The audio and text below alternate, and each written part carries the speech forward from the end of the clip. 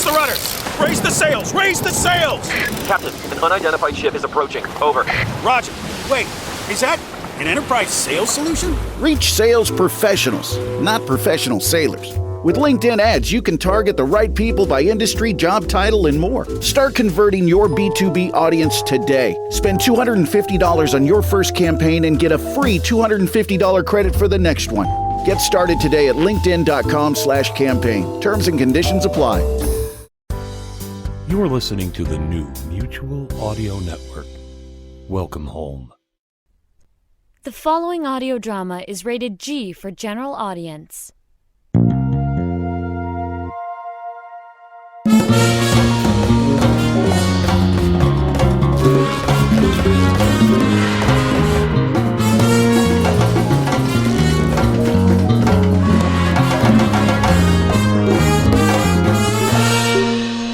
Happy Christmas morning, everyone. Yes, happy Christmas, Jack. Thank you, and happy Christmas, David. I'm Jack Ward with David Alt here, hoping you're all having a lovely time with family or friends today, and if not, please welcome us into your homes this holiday. We'll bring the cider and audio eggnog with a very special episode, but first, we're at the end of another year. Yes. Any thoughts on your year and what 2023 might look like, David? Wow, well, 2022 has been quite an interesting one, really, hasn't it? We keep saying that from the year before. I know, and it seems to get more and more true every year. We live in the time of Chinese curses. Indeed so. That's just what I was thinking. Yes, well, if I'm looking back on my year, one of the highlights was going to Comic-Con in London. And tell me about that. I've never been to Comic-Con, and I always wanted to go. Oh, wow. Well, so I was invited there by Travis Vengroff of Fool and Scholar Productions. Wonderful Travis and Vengroff. He is a really, really lovely guy. And amazing editor. He just produces these incredible soundscapes and everything. Yeah, great producer, great stories. I love Travis's stuff. Yeah, brilliant. We went there to do a panel on audio drama. So how to get your audio drama from first thoughts and ideas through to actually carrying on after the first series or the first episode. Wow. So that was a lot of fun. But the rest of Comic-Con now. So I was down at the Excel Centre in London a few weeks beforehand for New Scientist Live, which was looking at planetarium stuff, stars, and advances in science all over the place. And that was in one of the halls at the Excel, and it was reasonably large. The Comic-Con took up 14 of those halls. Oh my goodness. It was huge, and you needed to take about 45 minutes just to walk around without even looking at anything. That's... If you were just doing a little skim through to see what was there, that's about how long it would take. But if you actually stopped to check on various different things, then it would be way more than that. So that was But yeah, the range of stall holders was incredible. The artwork on display, the cosplay on display. People were all decked out in so many different genres of character, from horror to sci-fi to fantasy, all this sort of thing. And it was just a blaze of color and sound everywhere, and it boggles my mind just thinking about it. I couldn't imagine being there. That's I think incredible. They said that there would be about 40,000 people there. Wow. I think it was something absolutely amazing like that. So how many Comic-Cons have they had in London, do you know? I have no idea, I'm afraid. But that was... It's usually in the States where it starts, so this is sort of moved out as a convention. So this was my first one anyway, and nice. Travis and I were with the Backwater Bastards, that is their name, and we were sort of promoting audio drama and podcasting. So we talked to a lot of people about maybe getting everything into their ears. Wow. Did you get a good turnout of people interested? Very, very good turnout. Yes, a lot of people interested. I don't know the stats for Fool and Scholar, but we certainly got a bump when it came to Shadows at the Door. Wonderful. From being there. That's fantastic. So that was That was good. And we also dropped in the Sonic Society into our panel as a place where people can send their audio once they've finished it to get it to a bigger audience. Well, thank you. Because we're always on the lookout for modern audio drama. I really appreciate that. And that could be the reason why suddenly I had more people send me stuff through email. They didn't mention that's where it came from, but I had people who would come up and say, I have this show, would you like to put it on the Sonic Society? And one of those people is today's show. So wow. That's very cool. And I've been holding on to that for a couple of months. So that's very cool as well. In fact, speaking of conventions and such, I don't know if we've had the opportunity to sit down, to hold your feet to the fire and ask you both personally and professionally, can you and would you be interested in being the main draw for MadCon 3? I want to make it the European / UK edition. Yes. I'd like to have it all hosted and run by people, and I mean I'll be there this time because I will have the time. Hooray! So I can help out on the technical side of things and as your correspondent from the colonies. But I'm hoping that this can be mostly folks from England and Europe, and I would love to spend all of next week in January or something before I start my next Masters, chatting with you about who we can sort of tag and ask to be a part of and start building our panels for the weekend of July to do an online version. Do you feel good about that? Is that a good idea? Absolutely, yes. There was actually an audio drama small conference that was held down in High Wycombe. In Buckinghamshire. Yeah, that has had the usual British suspects. So it was yes. Sarah Golding, Yes. Kareem Cronfley, and a whole host of other people. So that was mid-November. Unfortunately, I wasn't able to go down for that. Maybe we can invite them over for the July MadCon, and we can rectify that problem. Absolutely, yes. And we can get I'm putting my name out there. I know I want to go and be with you in England for the 20th anniversary of the Sonic Society. Oh, wow. That's my plan, is to come out, to take some time, maybe record in late August for the beginning of that show and come and see you. And because we're going to be starting season 19 in 2023, and that means in 2024, yep. If you would care for somebody bunking out on a corner of your property or something, that would be a corner of my property. Yes, there's a tree down at the bottom of the garden. There you go. I will share with the fairy tree. Yeah, no, that would be a lovely. And so those are things that I would like to see coming up, and maybe we can have a live Sonic Society with the two, you and I don't care if it's at a pub or you know what I mean, but invite some people and have a great sort of premiere, start with some live show stuff, which is great. I will note down August 2024 in my diary. Thank you very much, because who knows where any of us will be at that time, but if we can sort of pencil that in or pen that in right now, that would be lovely.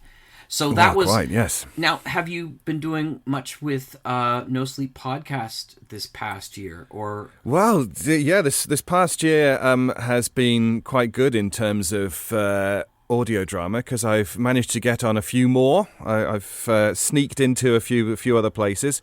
One of the big results, the great results, is finally getting on the Amelia project. Oh, sweet! Yeah, so that's did fantastic. that. How did you go about that? I had spoken to them at a previous Pod UK, the UK podcasting convention, which we had 2 years, and then, of course, everything in 2020 happened. Sure.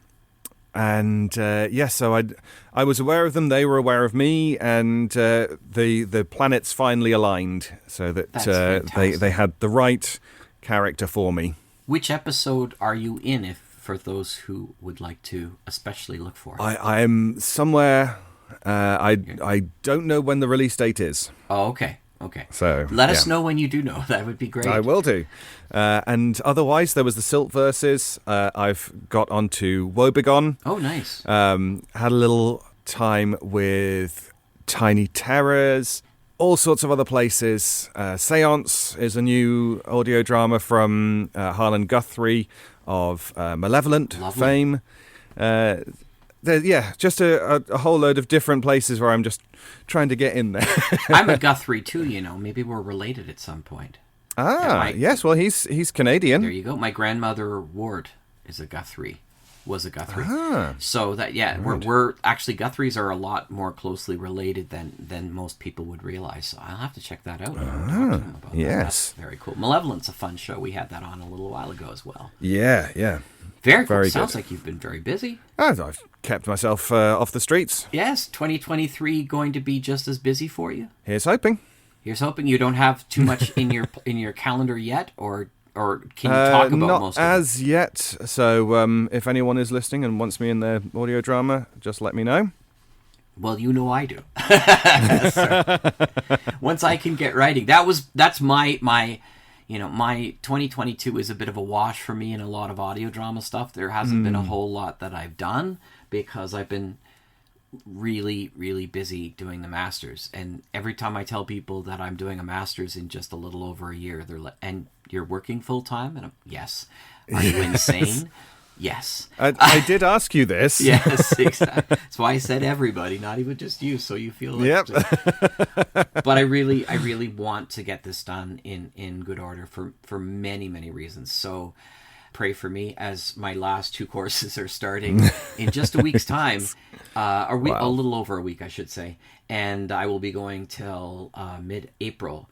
But then I will be done. And then my world once again belongs to audio drama, and I'm looking at making all kinds of changes in job issues and in location of where I live, moving to a place hopefully that is much more from my childhood in many ways. So it's going to be a brand new chapter in a bunch of ways, and I'm very excited about a bunch of stuff.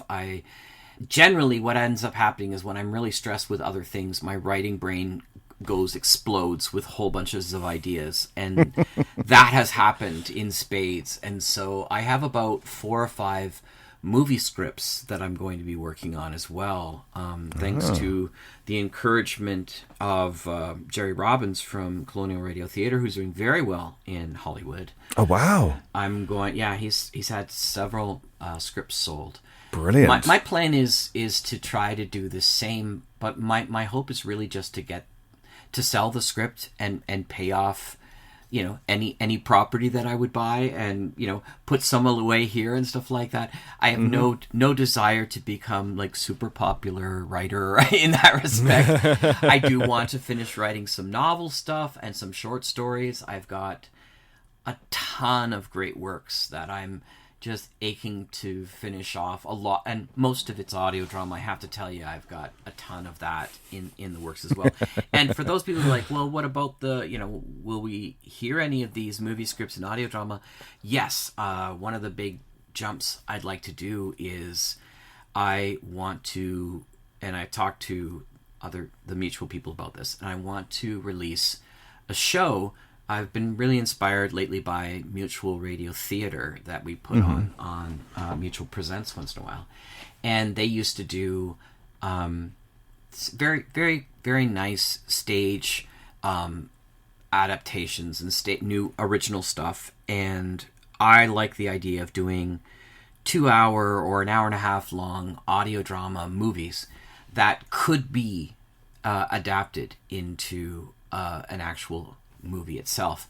So many of these scripts that I'm going to be writing as movie scripts, I'm going to be starting and testing their case and testing them out as an audio drama on this particular thing that I'm calling Mutual Stage. And I'm opening it up to anybody who wants to write for Mutual Stage. We're going to try and release a brand new Mutual Stage once a month once we get going. And Pete Lutz already, of course, has lined up 4 or 5 things that he would like to do. Pete has a tendency to want to retell public domain classics, and that's great too, because those would be wonderful. I certainly also, I may end up starting off with my Shakespearean play that I've been working on for a while, and that might be the first one out of the gate, which will be kind of fun. That may never be a movie, but it will be a real joy for me to write in the Bard's style and to write a comedy in that same fashion. So The Gift of Venice is the name of that particular play, and I will absolutely be tapping you for a role. I have had you in mind for several roles. David could play all of these, but instead of having a one-man show, I should really figure out which one would be best for him and which one he'd have the most fun with. So I will have to talk about that. Lots of things to look forward to, but I think we should probably get back to opening presents and everything. Of course. And especially the audio presents that we have for you. This year we have a special world release of The Holiday Spirit from Will Anderson and Stacey Patterson, and a retelling of A Gift from the Magi from Odyssey Audio Works with Richard Summers, Tonya Milojevic, Josh Price, and Amy Price. And our two features begin right here on the Sonic Society. The Holiday Spirit by Will Anderson.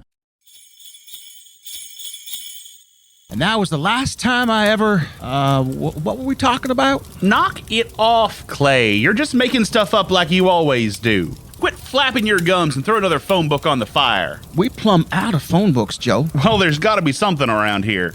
Well, looky what I found.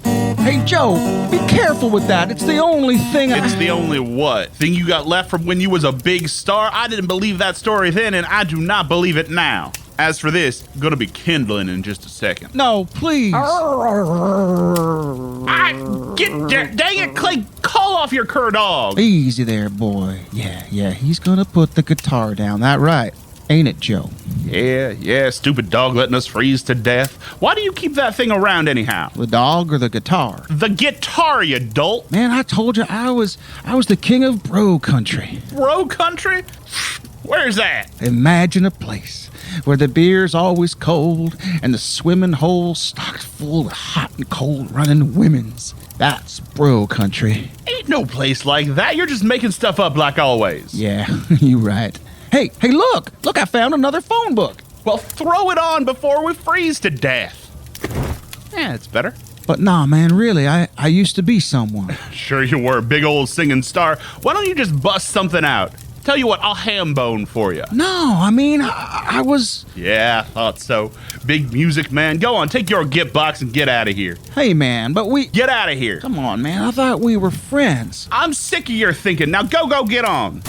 You get going or I'm going to carve you up. Okay, I'm going. Just... That's right, go on. And don't let me catch either of you two coming back here again. And don't forget your stupid guitar. Tiger, y'all okay, boy? Oh, man, it looks like he got you good with that.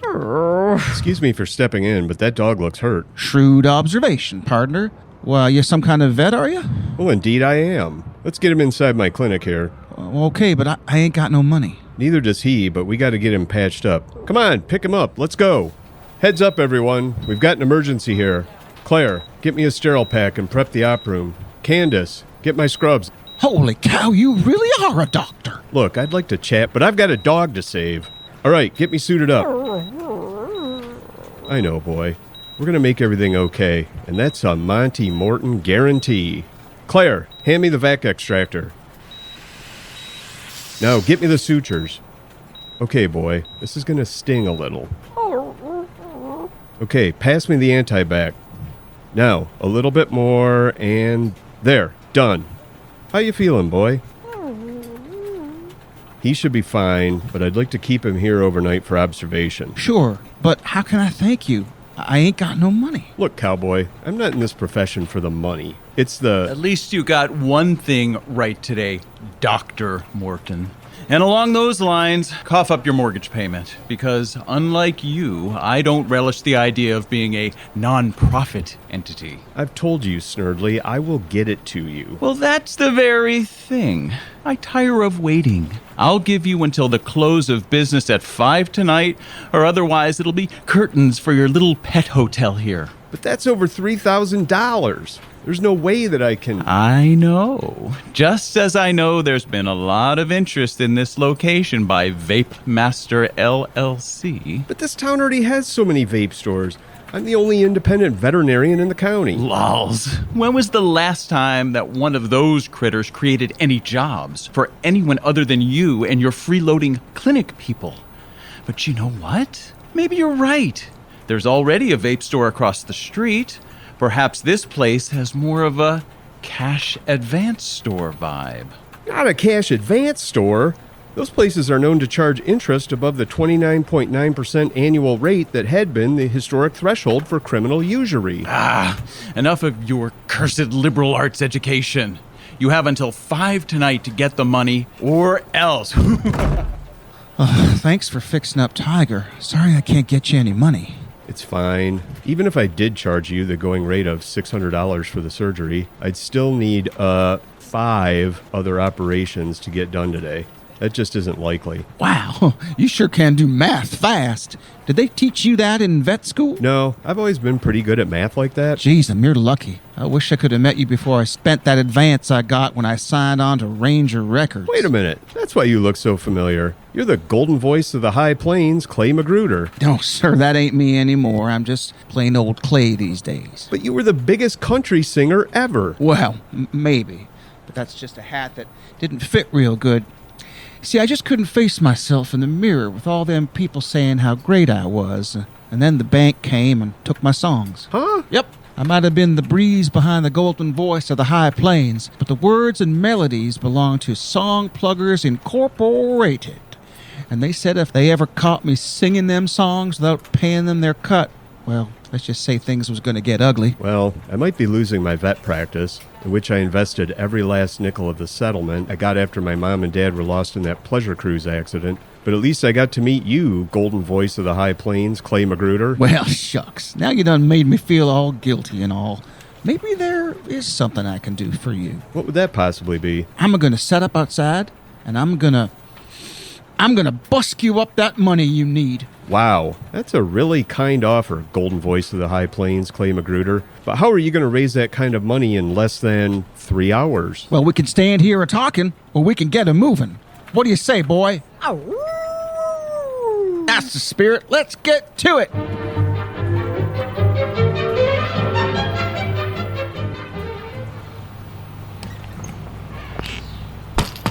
Why, hello there, neighbor. Quite the pile of laundry you have there. Oh, hello, Lois.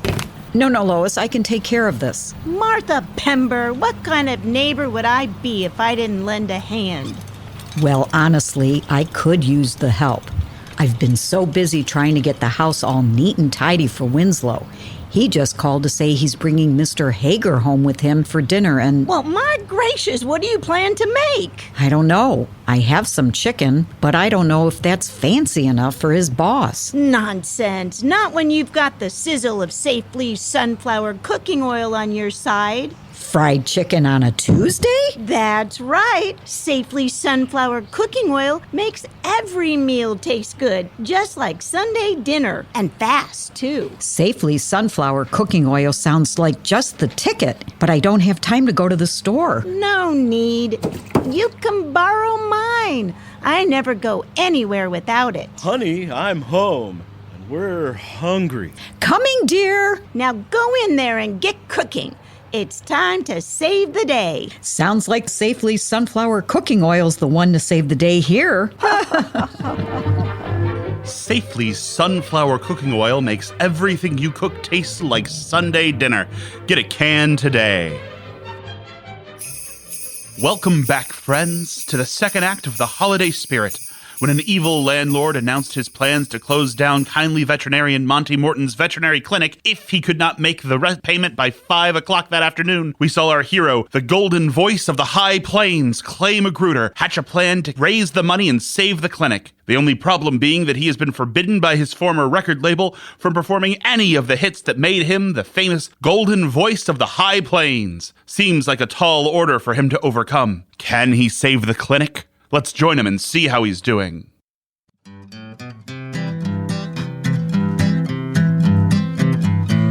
Hobo stew, it's what's for you. Warms you on through, I'll make some for you. Have some hobo stew. Woo! Thank you very much. How's the kettle looking, Monty? 11, 12. Well, I wouldn't have believed it, but with just 4 of your songs, we've already made a little over $900 here. Well, shucks. That ain't nearly enough to pay your rent. We need to make, $2,088. Dang.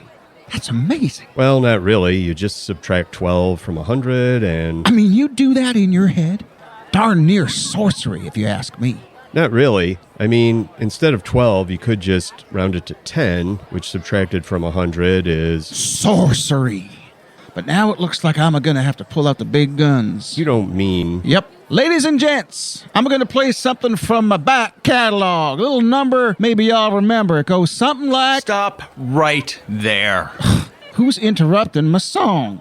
Oh man, it's that darn polecat landlord of yours. That's right, Cowboy Joe. And I've been on the phone with some lawyers from Song Pluggers Incorporated who have taken a great interest in your situation here. In fact, wait a second, they have something else to say.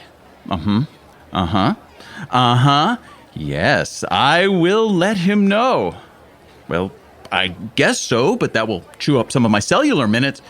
Oh, all right. In case you haven't put 2 and 2 together... Dang it! What is this, National Math Day? As I was saying, my numerically challenged friend... I ain't your friend, you ornery sidewinder. Will you please stop interrupting me as I attempt to taunt you? Are you done? Okay, good.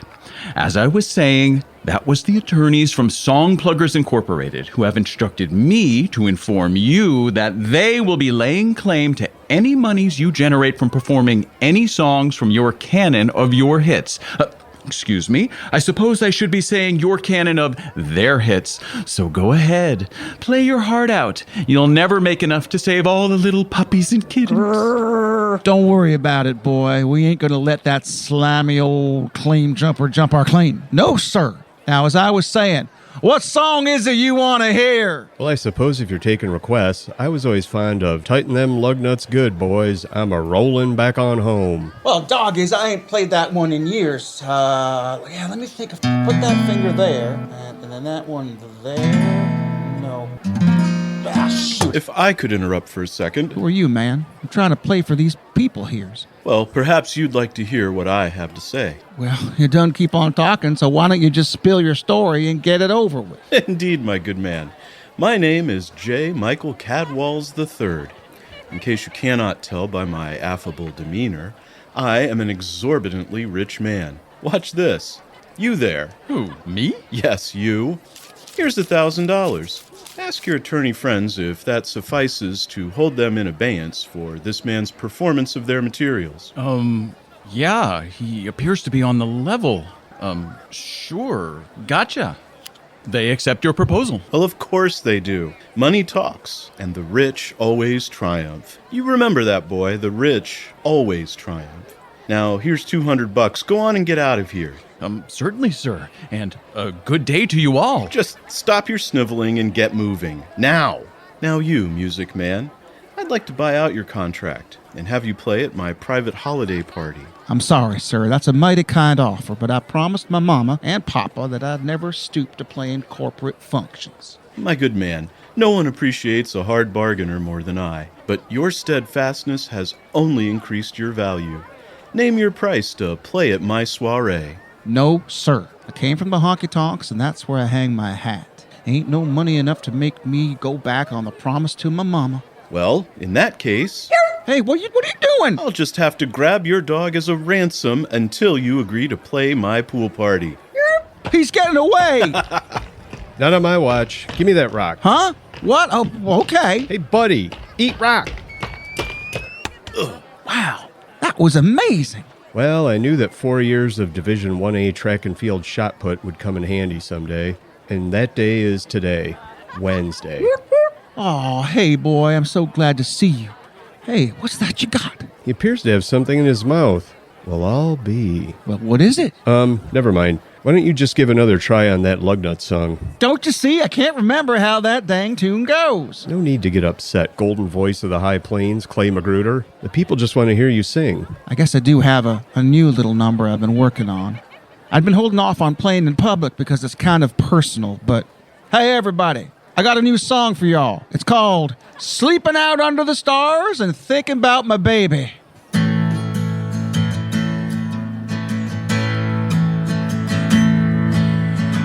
Sleeping out under the stars, I'm hearing the horns of the car, my heart beating behind the bars of my ribs, and I'm thinking about my baby, thinking about my baby. Sleeping out under the stars, my pillow smells like daddy's cigars. Across the desert in an old cattle car, king of the rails, thinking about my baby, thinking about my baby.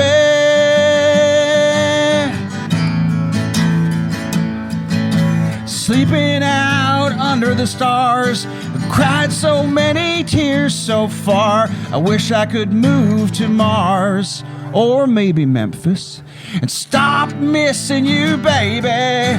Stop missing you, baby, baby, baby, baby, baby, baby.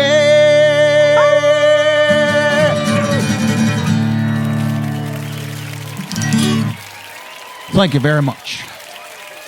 Thank you all. Thank you all. Now we're passing that hat.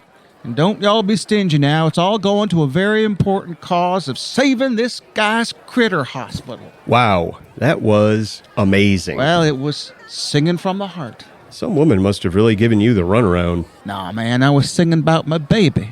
Oh, she must have been pretty special. Nah, man, I got a little boy back home. You're a parent? You bet. Well, I guess he's probably not so little anymore. You realize that the ages of 0 to 5 are the most important point in a child's development, right?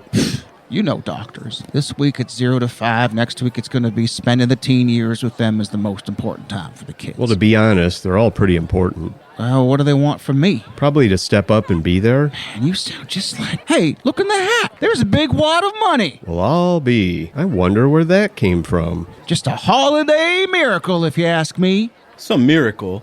Your dog stole my billfold, and your vet friend here put all my money in your hat. That right, Monty? Yeah, he's right.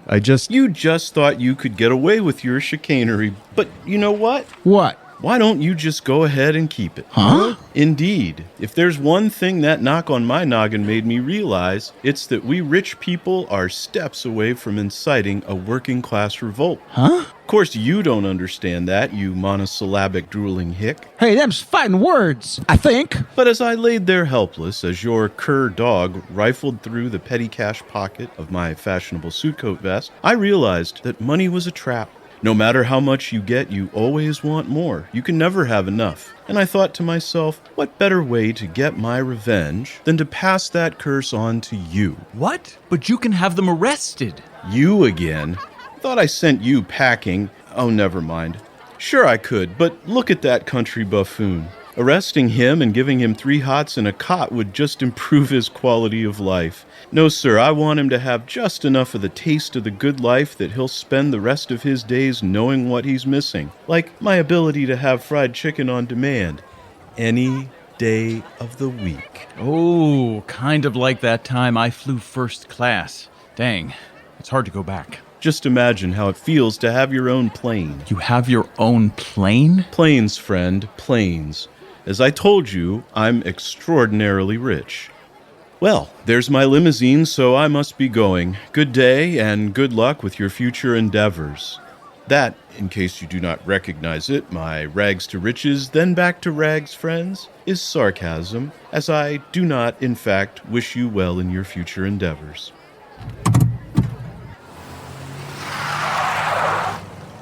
Wow, what an eventful yet strange day. Well, that's what the holidays are for, right, Tiger? You said it, buddy. You said it.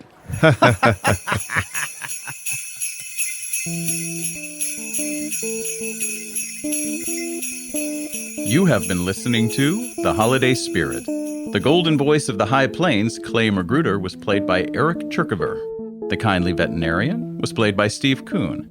Ted Clayton played billionaire J. Michael Cadwells III and husband Winslow in the Safely Sunflower Cooking Oil ad. Jeffrey Weinstock played the evil landlord. Tiger the dog and Martha in the Safely's Sunflower Cooking Oil ad were played by Bernie Cesena. Shelley Hink played Lois in the Safely Sunflower Cooking Oil ad, Josh Brewer played Hobo Joe and transitional narrator in Act 2. The Holiday Spirit was written by Will Anderson and directed by Stacey Pattison. The production was sound engineered by Jim Bolella. Music composed and performed by Eric Chergiver. Special thanks goes out to Bee's Music Shop of Mount Pleasant, Michigan for technical assistance. This project was made possible thanks to grants provided by Central Michigan University's School of Broadcast and Cinematic Arts and College of the Arts and Media. Learn more about the many great things available at Central Michigan University's College of the Arts and Media at www.cmich.edu/colleges/CAM. That's www.cmich.edu/colleges/CAM. I'm Jeffrey Weinstock. From all of us at the Holiday Spirit, thank you for listening.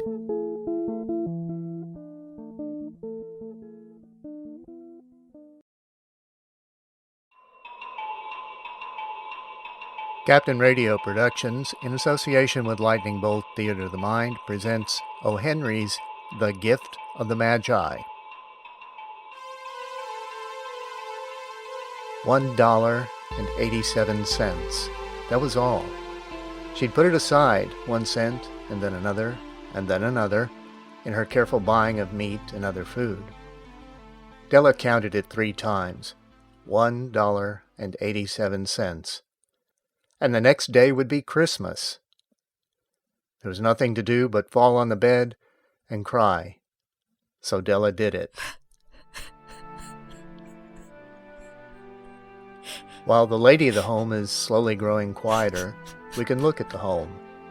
Furnished rooms at a cost of $8 a week. There's little more to say about it. In the hall below was a letterbox too small to hold a letter. There was an electric bell, but it could not make a sound. Also, there was a name beside the door, Mr. James Dillingham Young.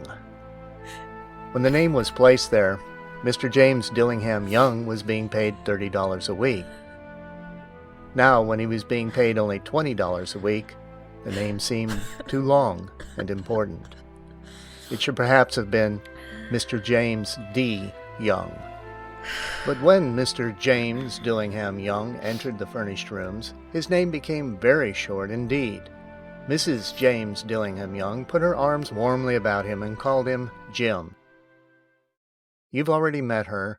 She is Della. Della finished her crying and cleaned the marks of it from her face. She stood by the window and looked out with no interest.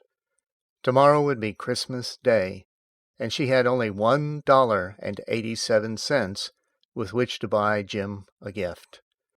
She'd put aside as much as she could for months with this result. $20 a week is not much. Everything had cost more than she'd expected. It always happened like that. Only $1.87 to buy a gift for Jim. Her Jim. She'd had many happy hours planning something nice for him, something nearly good enough, something almost worth the honor of belonging to Jim. There was a looking-glass between the windows of the room. Perhaps you've seen the kind of looking-glass that is placed in $8 furnished rooms. It was very narrow. A person could see only a little of himself at a time. However, if he was very thin and moved very quickly, he might be able to get a good view of himself. Della, being quite thin, had mastered this art. Suddenly she turned from the window and stood before the glass. Her eyes were shining brightly, but her face had lost its color. Quickly she pulled down her hair and let it fall to its complete length. The James Dillingham Youngs were very proud of 2 things which they owned. One thing was Jim's gold watch, which once belonged to his father, and long ago it had belonged to his father's father. The other thing was Della's hair. If a queen had lived in the rooms near theirs, Della would have washed and dried her hair where the queen could see it. Della knew her hair was more beautiful than any queen's jewels and gifts.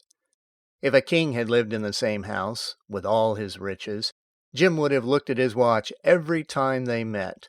Jim knew that no king had anything so valuable. So now Della's beautiful hair fell about her, shining like a falling stream of brown water. It reached below her knee. It almost made itself into a dress for her. and then she put it up on her head again, nervously and quickly. Once she stopped for a moment and stood still while a tear or two ran down her face. She put on her old brown coat. She put on her old brown hat. With the bright light still in her eyes, she moved quickly out the door and down to the street.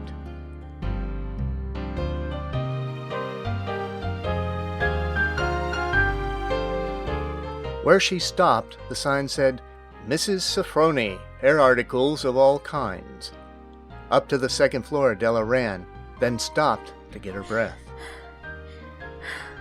Mrs. Sofroni, large, too white, cold-eyed, looked at her.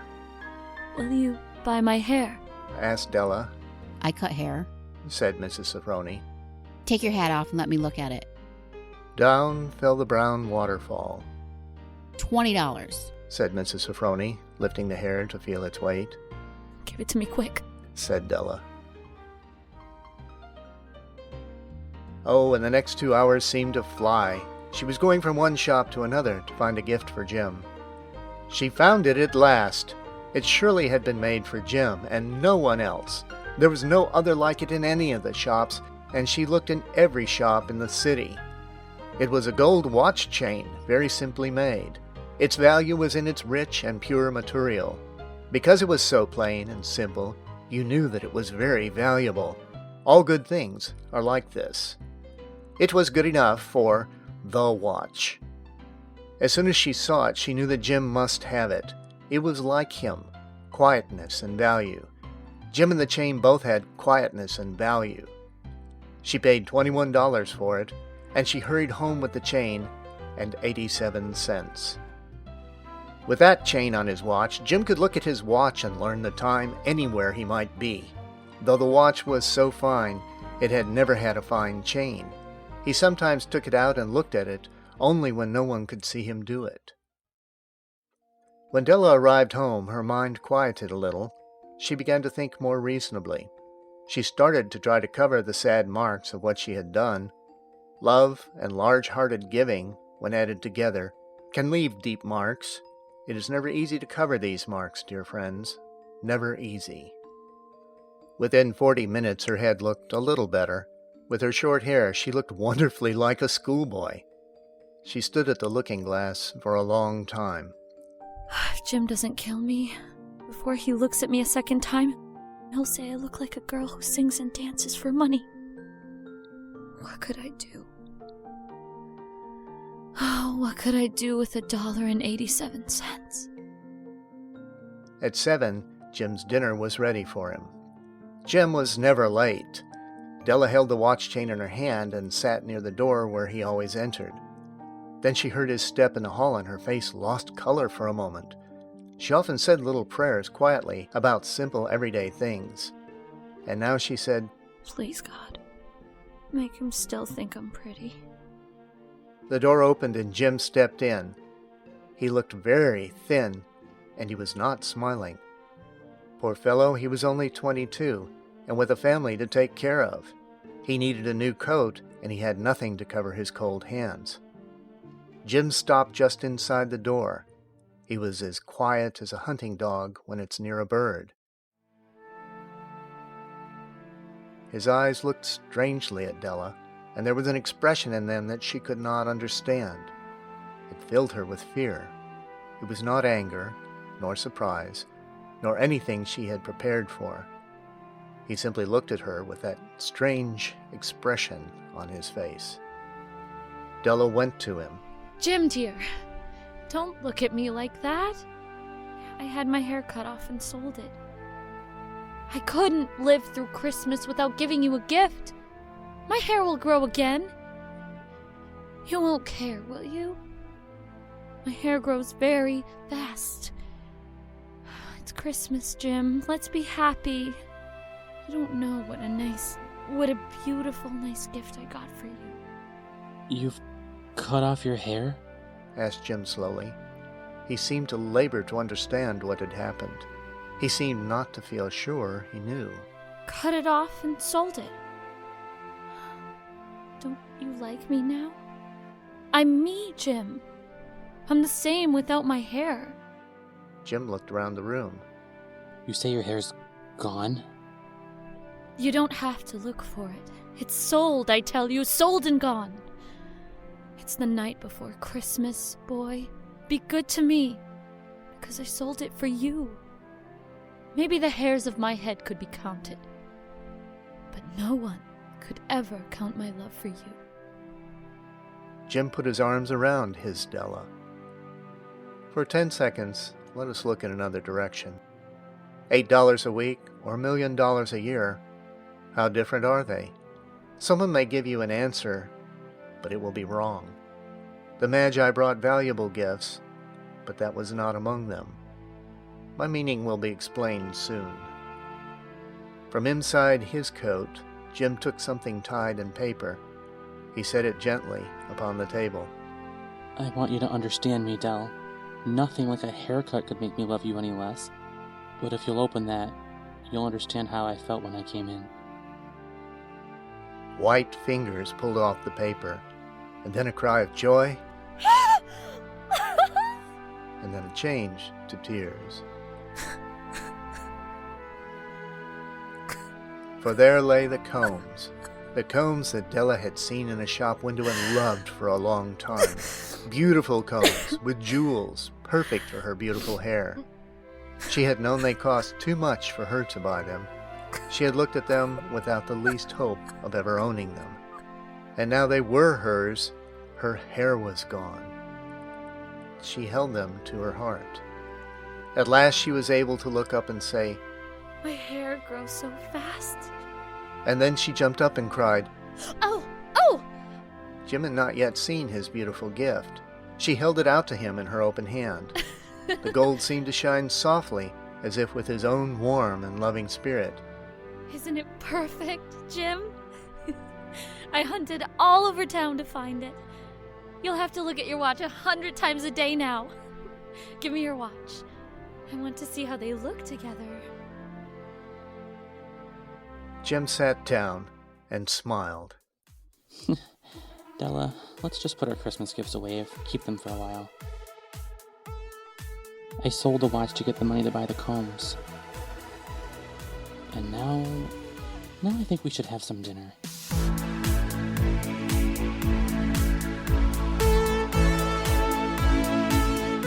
We hope you enjoyed O. Henry's The Gift of the Magi, featuring the acting and technical talents of Tanya Milojevic, Josh Price, Amy Price, and Richard Summers. Audio score music selections composed and performed by D. Young Ki and Mystery Mammal, courtesy of the Free Music Archive. Audio theater performance rights, copyright 2017, Captain Radio Productions, all rights reserved.